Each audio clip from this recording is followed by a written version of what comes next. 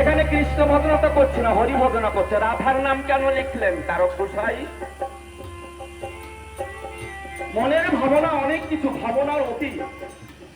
ভাবতে ভাবতে যদি ভাবনার সাগরে পৌঁছে যাওয়া হয়, ওর কুল কিনারা আমরা কেউ খুঁজে বের করতে পারবো না। এই পৃথিবী সৃষ্টির পরে প্রথম অবতার রাম অবতার, মানব অবতার। এবার রামধরণী কে ছিলেন? মাতা সীতা ছিলেন তো।